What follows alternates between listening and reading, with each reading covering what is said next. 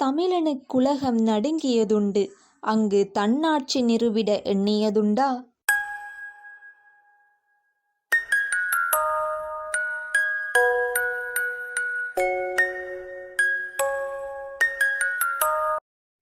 தமிழ் தேசியத்திற்கு எதிரான சொல்தானே குடிதேசியம். கோமாளிகள்.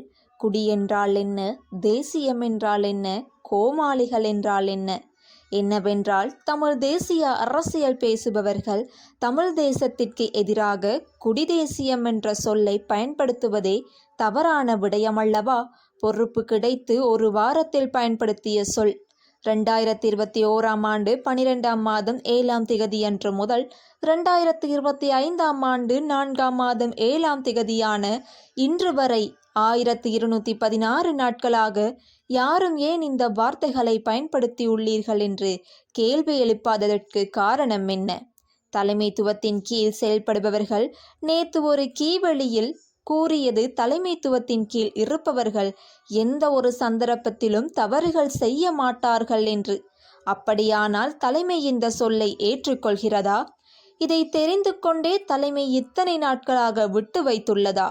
குடிபெருமை பேசும் கோமாளி என்று கூட பதிவிட்டு இருக்கலாம்.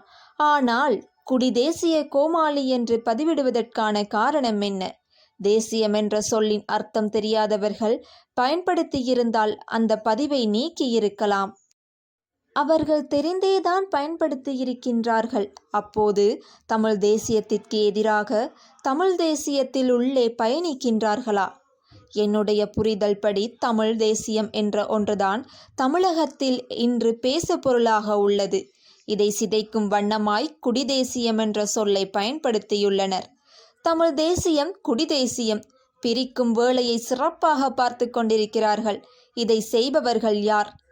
தலைக்கட்டு குடியாகி குடி குலமாகி குலம் கோத்திரமாகவோ சாதியாகவோ ஆகி முடிவில் வர்ணங்களாக ஆனதே ஒரு குமூகிய இயற்பாடு என்று கூறி குடிவேறு சாதி வேறு என்று நான் தெளிவாக விளக்கி சொல்லியும் அடாது விடாது சாதிதான் குடி என்று அடித்து கூறி சாதி காழ்ப்பு என்னும் முழு பூசணிக்காயை அவர்கள் சோற்றில் மறைக்க பார்க்கின்றனர் என்று அறிஞர் ஐயா குணா அவர்கள் குறிப்பிட்டுள்ளார்.